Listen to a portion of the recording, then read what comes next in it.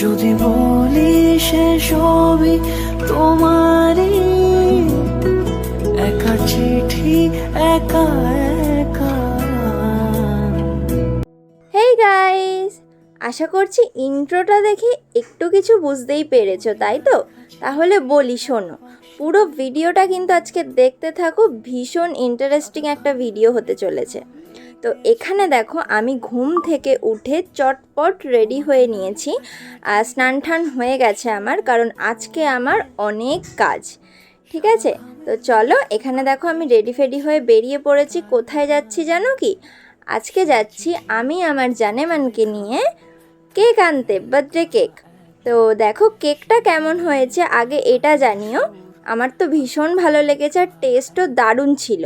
আর এখানে দেখো কেক নিয়ে আমি মিষ্টির দোকানে চলে এসেছি। মিষ্টি নিয়ে এখানে একটু ঠাকুরকে পুজো দিয়ে নেব সুন্দরভাবে। আর আরেকটা কথা, তোমরা যদি ওরকম টাইপের সুন্দর সুন্দর কেক নিতে চাও তাহলে আমাকে কমেন্ট বক্সে জানাবে, অনেক কম প্রাইসে তোমরা পেয়ে যাবে ওরকম টাইপের কেক।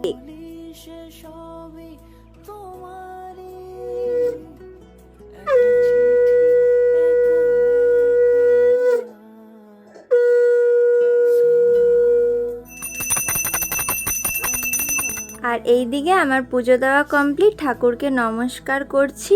আর আরেকটা কথা কি জানো তো, প্রত্যেক বছরই কিন্তু আমি মন্দিরে পুজো দিতে যাই, কিন্তু এবছর হয়নি কারণ অনেক কাজ ছিল, সে কারণে সময় বার করতে পারিনি। আর এদিকে দেখো আমি নিচে এসে চটপট করে খেয়ে একটুখানি রেস্ট নিয়ে এখানে রেডি হয়ে নিয়েছি, কারণ আজকে যার বার্থডে আমি যাব তাদের বাড়িতে, কারণ ডেকোরেশন করতে হবে, সেখানে গিয়েও অনেক অনেক কাজ আছে জানো তো।